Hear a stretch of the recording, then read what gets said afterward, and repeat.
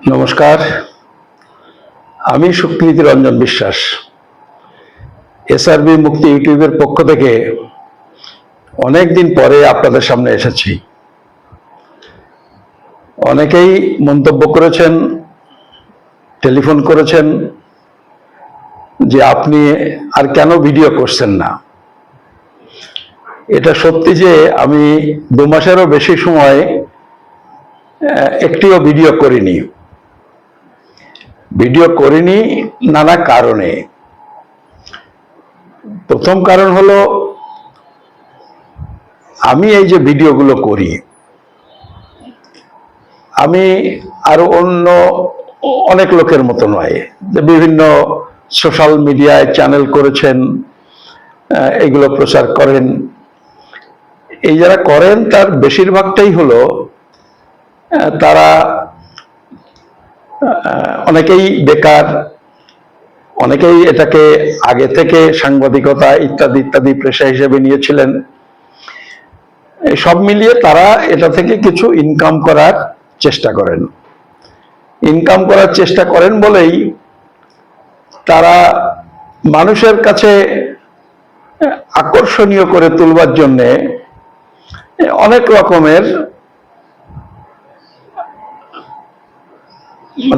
রকমের কায়দা কানুন তারা করে থাকেন। আমি এটা করি, আমার কোনো এরকম কোনো, এই যেটা বললাম, এরকম কোনো উদ্দেশ্য নেই। আমি করি, আমার এই ভিডিওগুলো শুনে লোকের যদি কোনো কাজে লাগে। কিন্তু অনেকেই খুব খারাপভাবে প্রশ্ন করেন বা মন্তব্য করেন যে আপনি তো এসব বলছেন, নানান সমস্যা যেগুলো তো চলছে, অনেকেই দেখছি, কিছু শিখছি, কিছু জানছি আপনার কাছ থেকে, কিন্তু কথা হলো এর সমাধানটা কি? আপনি তো সমাধান নিয়ে কিছু বলছেন না। এরকম মন্তব্য অনেকে খুব খারাপভাবেও করেন। কিন্তু আপনারা যারা আমার ভিডিও শোনেন বা সাধারণভাবে আপনাদের বন্ধু বান্ধব যারা, তারা বোঝেন যে আমার মতো লোক বা যারা ভিডিও করেন তারা এই সমস্যার সমাধান করে দিতে পারবেনও না। এই সমস্যার সমাধান করতে হলে করবেন রাজনৈতিক দলগুলি, তার নেতারা, পার্লামেন্ট, তারা এর সমাধান করতে পারে। আমরা কি করতে পারি, বা অন্তত আমি আমার কথা বলতে পারি যে আমি কি জন্য ভিডিওগুলো করি। আমি ভিডিওগুলো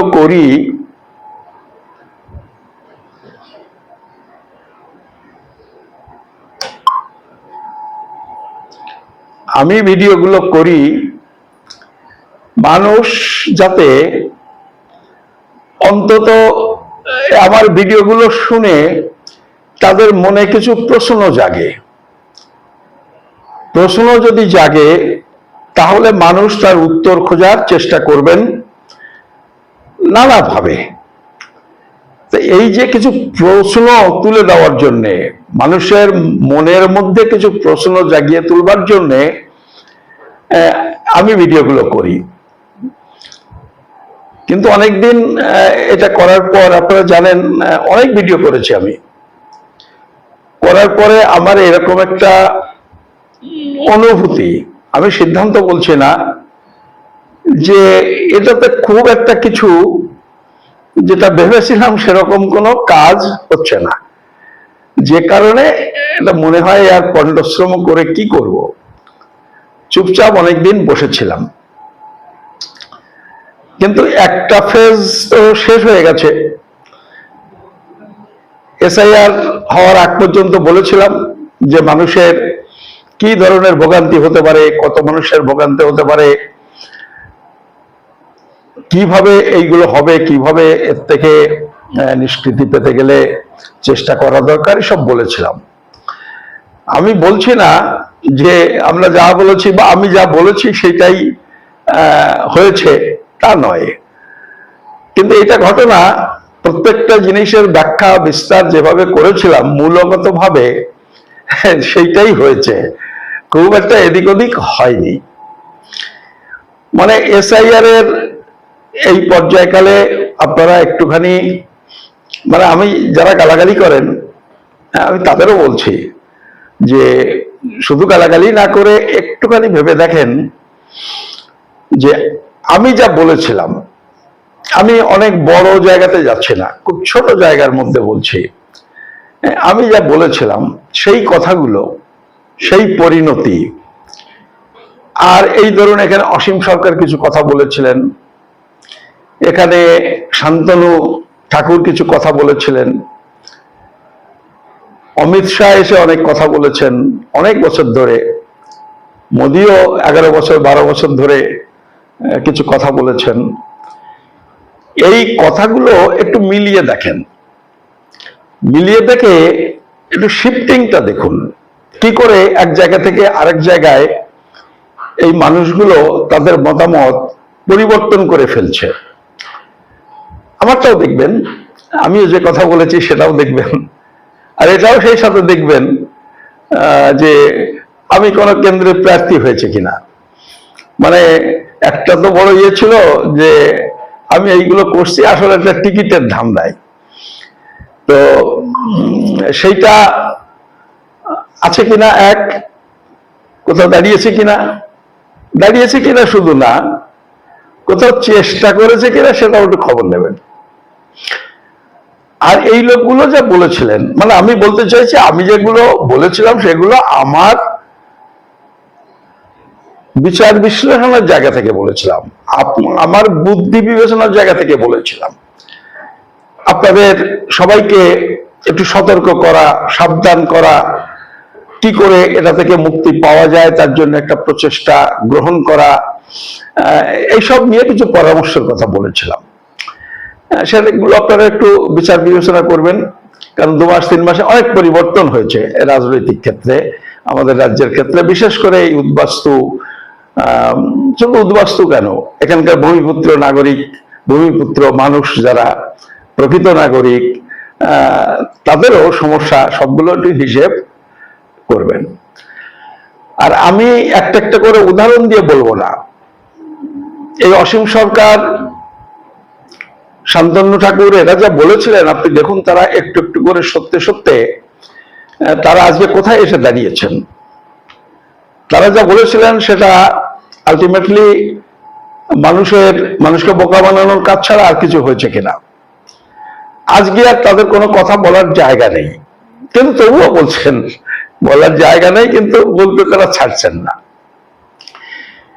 দেখুন কাচারি ময়দান, বারাসত, আমি 12 বছর আগের কথা বলছি, যখন বিজেপি ক্ষমতায় আসেনি, যে লোকসভা নির্বাচনে ক্ষমতায় এসেছিল সেই নির্বাচনের প্রচারে এসেছিলেন মোদি, কাচারি ময়দানে বক্তৃতা করেছিলেন, কৃষ্ণনগরে বক্তৃতা করেছিলেন।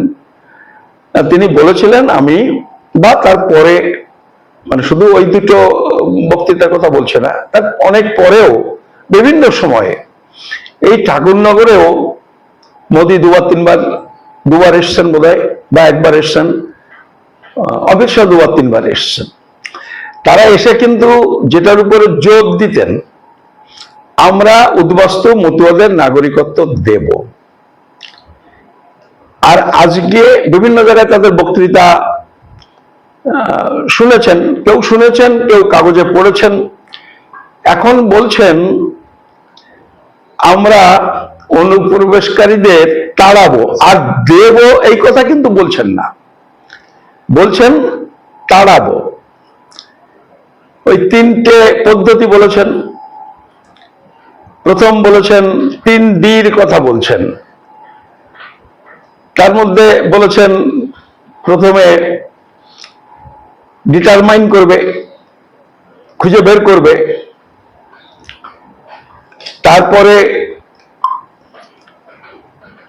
তারপরে ডিলিট করবে, বাদ দেবে, আর তারপরে ডিপোর্ট করবে।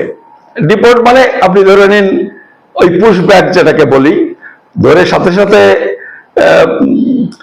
ফেরত পাঠালে পুশব্যাক বলে, আর অনেকদিন ধরে যারা আছে তাদের ধরে ধরে পাঠালে ডিপোর্ট বলে, এরকম বোধহয় ইংরেজি দুটোর মানে, যাক ধরে এই দেশ থেকে বের করে দেওয়া। এখন এই কথাই বলছেন যাদের নাম ভোটার তালিকা থেকে বাদ গেছে তাদের। তা আপনি দেখুন যে ভোটার তালিকা থেকে নাম বাদ গেছে, আমি অত সংখ্যার কসকসানিতে যাচ্ছি না, কারা কত বাদ গেছে ইত্যাদি ইত্যাদি আমি এটা বলছি না। আমি বলছি যে উদ্বাস্তুদের নামও বাদ গেছে, এখানকার ভূমিপুত্র হিন্দুদের নামও বাদ গেছে, মুসলমানদেরও নাম বাদ গেছে। বেশিরভাগ এখানকার ভূমিপুত্র মুসলমান, আর হয়তো 2-5 জন যারা ওপার বাংলা থেকে চোর ডাকাত তারা খেয়ে এখানে এসেছিল, একেবারে গরিব মানুষ, কাগজ কোড়ানি ইত্যাদি ইত্যাদি, এরকম 2-4 জন লোকজন, বা বিভিন্ন বাড়িতে বাড়িতে জিয়ের কাজ করেন এরকম 2-4 জন লোকজন, বেশিরভাগই চলে গেছে এসআইআর প্রক্রিয়ায়, তারা চলে গেছে। কারণ তাদের তো এখানে নাগরিকত্ব দরকার হয় না, তারা বেঁচে থাকার জন্য কাজের জন্য আসে। শুধু এখানে না, আপনি আমেরিকায় গেলে দেখবেন মেক্সিকোর লোক কত যায়। আপনি দেখবেন এই বাংলাদেশ, পাকিস্তান, ভারত থেকে কত লোক ইউরোপ, আমেরিকা এইসব দেশে চলে যাচ্ছে এরকম পালিয়ে পালিয়ে। এগুলো কাজের খোঁজে, বেঁচে থাকার জন্য, একটু ভালো থাকার জন্য এইগুলো আসে। এগুলো হিন্দু, মুসলমান, ইন্ডিয়া, পাকিস্তান, বাংলাদেশ এইরকম নয়, সারা পৃথিবী জুড়ে এটা আছে। এগুলো বাদ দিন। তো এখন বলছে যে তাড়াবো। ফলে এই যে শিফটিং গুলো, এবং আলটিমেটলি এর সাথে যদি আপনারা কতকগুলো পদক্ষেপ বিজেপির যোগ করেন, দেখবেন ওই যে the immigration and foreigners act 2025 সালে করেছে, 7 বছর জেল, 10 লাখ টাকা জরিমানা, এসবগুলো ওই ফলস ডিক্লারেশন দিয়ে আপনার এই বানালে, পাসপোর্ট বানালে। তা এই যে আইনটা করেছে কি এমনি, ধরুন আপনার একটা বাড়ি, দোতলা বাড়ি আছে, প্ল্যান করে করেছেন, তার ফ্রন্ট এলিভেশন, সাইড এলিভেশন, মানে প্রথম সামনের দিক দিয়ে কেমন দেখতে লাগবে, সাইড দিয়ে কেমন দেখতে লাগবে, এইসব দেখে দেখে ইঞ্জিনিয়ার ধরে একটা বাড়ি করেন। বাড়ি করার পরে দেখা গেল ছেলেরা চাকরি পেয়ে অন্যদিক চলে গেল, 2তলা 3তলা বাড়ি, আমার মতো ওই বুড়ো বুড়ি আছেন, এরকম হয়, কাজে লাগে না, ঘরগুলো পড়ে থাকে, ধুলো জমে।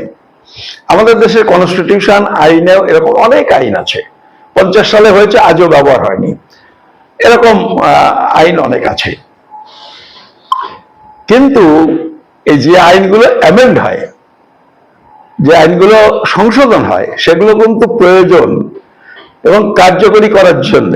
মানে ধরুন ওই যে বাড়ির কথা বলছিলাম, সেই বাড়িতে কেউ যদি একটা পেছন দিকে, পেছন সাইডে একটা টিনের চালা দেয়, তাতে বাড়ি দেখতে খারাপ লাগে। কিন্তু যখন এই চালাটা দেবে, তখন আপনি বুঝবেন যে ওই লোকটার ওই চালাটা কিন্তু খুব দরকার। বাড়ির সাথে চালা হয়, একটা গরু পুষবে, না হলে কিছু জিনিসপত্র লাগবে যেটা ঘরের মধ্যে রাখা যায় না, এরকম মানে বুঝতে হবে ওটা প্রয়োজন, তাই ওটা করেছে। অ্যামেন্ডমেন্ট গুলো কনস্টিটিউশনে, আইনে তাই। ফলে এই যে বিজেপি যেগুলো করেছে, এই যে ইমিগ্রেশন অ্যান্ড ফরেনার্স অ্যাক্ট 2025 করলো, এগুলো ওই কারণে। আপনি মানে যদি খোঁজ নেন, আমার খোঁজ নিতে হবে না, আমি জানি আপনি যারা শুনছেন তারা জানেন, নিজের ব্যাপারটা মিলিয়েও তিনি হয়তো জানেন যে ওপার বাংলা থেকে যারা এসেছে,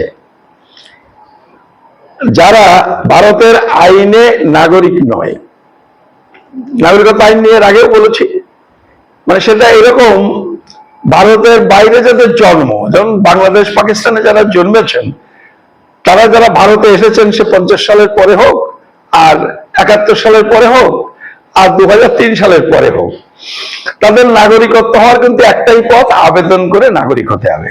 সেটা আমরা অধিকাংশ করিনি, ফলে আমরা তারা কেউ নাগরিক নয়। আর যারা এসেছেন তাদের ছেলে মেয়ে যদি এখানে হয়ে থাকে, এই দেশে জন্মেছে তারা, কিন্তু যদি 87 সালের 1 জুলাইয়ের পরে জন্মে থাকে, তাহলে মা বাবা একজন না হলে হবে না। তার মানে যেহেতু যারা ওপর বাংলা থেকে নাগরিক না হলে তার ছেলে মেয়ে পাবে না। আর 2004-এর 3রা ডিসেম্বরের পরে হলে তো মা বাবা 2জনকেই নাগরিক হতে হবে, ফলে তারা নাগরিক নয়। কিন্তু আমার ধারণা 4 ভাগের 3 ভাগ এমন লোকের নাম ভোটার তালিকায় উঠে গেছে। কারণ ভোটার তালিকা তো এনআরসি নয়, এটা এসআইআর। এসআইআর এর কাগজপত্র একরকম বলেছে, এনআরসিতে আবার অন্যরকম বলবে। সেই ক্ষেত্রে সরাসরি নাগরিকত্ব যাচাই হবে, আর এক্ষেত্রে ইনডাইরেক্টলি একটু কমিশন দেখে নিয়েছে সে নাগরিক হতে পারে কি পারে না, সেই জন্য তার কাগজপত্র সেরকম হয়েছে। ফলে এই বেশিরভাগ লোক কিন্তু ভোটার তালিকায় নাম উঠে গেছে পাসপোর্ট দেখিয়ে। আর এই যারা পাসপোর্ট করেছে তার অধিকাংশ, আমি সবগুলো বলছি না, অধিকাংশ যে কাগজ দিয়েছে সে কাগজ কিন্তু ঠিক ঠিক কাগজ নয়। যা এদিক ওদিক করে দিয়েছেন বাকিটা ডিআইবি কে কিছু পয়সা দিয়ে করেছেন, এবং এইটার জন্যই করেছে 7 বছর জেল, 10 লাখ টাকা জরিমানা। ফলে এখন যাদের উঠে গেছে ভোটার তালিকায়, তার মানে তারা নিশ্চিন্ত হয়ে গেলেন, এরকম ব্যাপারটা কিন্তু নয়। মানে আমি আপনাকে এটা বলছি যে বিজেপি যদি ক্ষমতায় থাকে এবং যদি তাদের সাধ্যে কুলোয়, তাহলে ওই 7 বছর জেল, 10 লাখ টাকা জরিমানার ওই ক্যাটাগরিতেও কিন্তু এই পাসপোর্ট পড়তে হবে। দেখুন, চুরি বিদ্যা ভালো বিদ্যা যদি ধরা না পড়েন, কিন্তু চুরি বিদ্যা এই যে কাগজপত্র যা করেছি, কোনো না কোনো জায়গায় কিছু ত্রুটি বিচ্যুতি আছে, সরকার চাইলে বের করতে পারে। নিজেই আপনি ঘরে বসে বসে ভাবুন যে এই জায়গাটা ধরলে আমি ধরা পড়ে যাব, সেটা প্রত্যেকেই বোঝেন। আর কি হয়েছে, আরো অনেক লোক যারা ওপার বাংলা থেকে এসে 7-8-এ ভর্তি হয়েছেন, যাদের বয়স বা জন্ম 87 সালের আগে, 1 জুলাইয়ের আগে, তারা ওই ম্যাট্রিক পাসের সার্টিফিকেট দেখিয়ে ভোটার তালিকায় নাম তুলে ফেলেছেন।